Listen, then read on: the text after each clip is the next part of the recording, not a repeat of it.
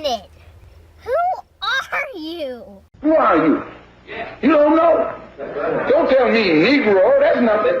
A different type of European, like black Europeans, right? They wouldn't be considered Africans? Well, you would be considered an African if you're from Africa. If you're from, so let me. No, wait a minute, Willie. Now, wait a minute. No, listen.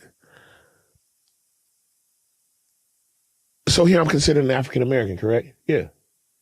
That's what they say, but that's really what they say. I'm not. It's possible. It's impossible for me to be. No, I'm a Moor.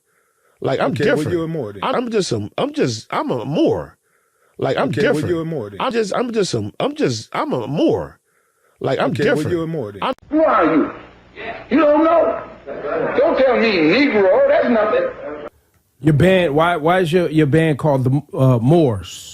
Moors is I had a time during growing up where I went through a little kind of a shift in consciousness where I was like, I want to get back to roots and I want to get back to where I come from and my people and start studying on it. So Moors was one of the many civilizations that I came across, which was a beautiful manifestation a while ago of black royalty and beauty.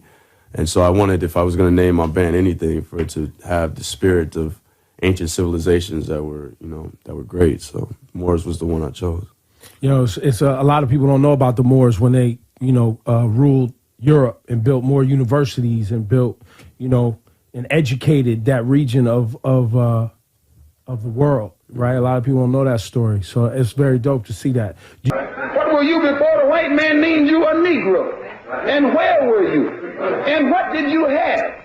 What was yours? What language did you speak then? What was your name? It couldn't have been Smith or Jones or Bunch or Powell. That wasn't your name. They don't have those kind of names where you and I came from. No, what was your name? And why don't you now know what your name was then? Niggas be like, yo, Walker said he not black. You're right, I'm not the black America called me, and it's just hard for a nigga to be from the slums, the ghetto, the hood, whatever. Niggas want to say we from, and then when you become this celebrity, you get to walk around the world, get to travel around the world, you get to touch the people, and you get to find out the truth. And then when you get back home, what you call America, and you start telling the truth, the people you see that's in your community that's still plugged in the matrix and still trapped into what society tells you is reality. And you know it's not reality, you know it's not the truth, and it's hard to explain it. When you talk black, white, people of color, that comes with legal concepts, that come with legal terms. And then when you look up the definitions of these words, right?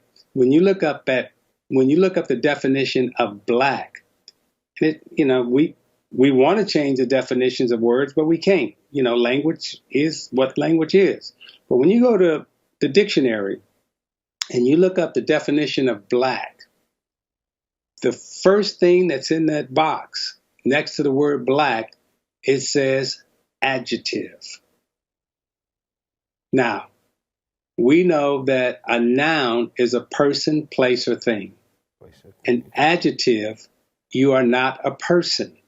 So when you classifying as black in terms of race, you're basically taking yourself out of personhood, and that's the definition. Now, you truly learning still. You truly just experiencing false statements and false lifestyles.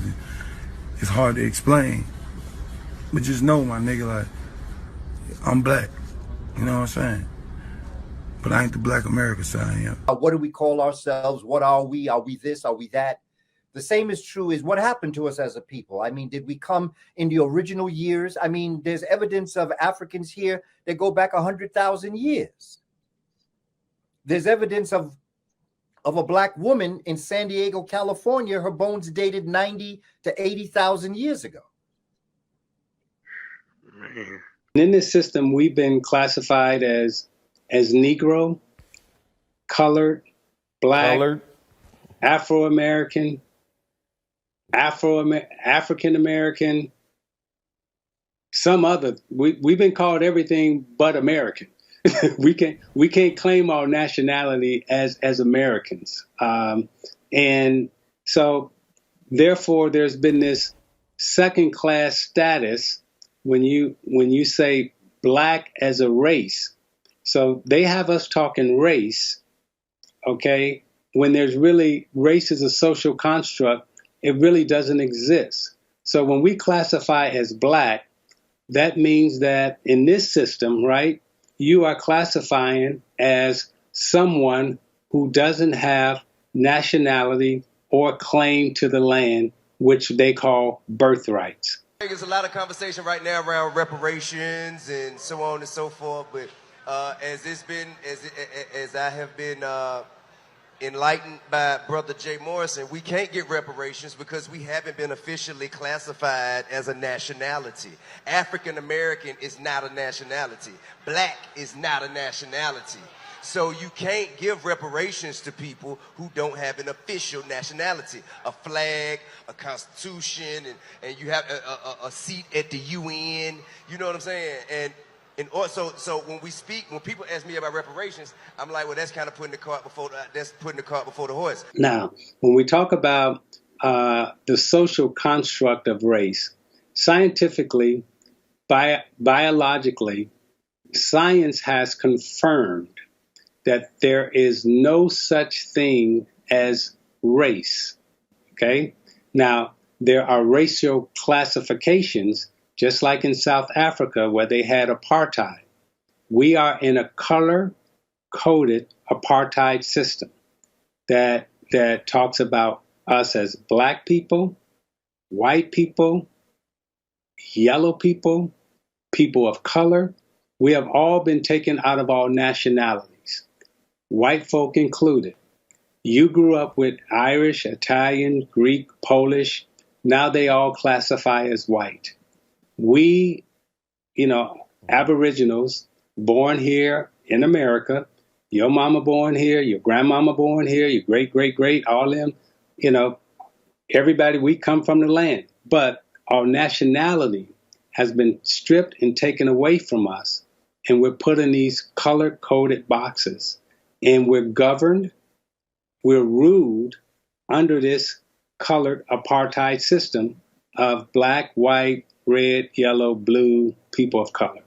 We all have to sit down and share information. And instead of arguing with each other over who's right and who's wrong, let's put our information on the table and as a group come to a consensus of at least the science of what's going on and stop fighting amongst ourselves, particularly when some of us exhibit deep ignorance in terms of where we're coming from and why we're saying what it is that we're saying, because our children are watching us.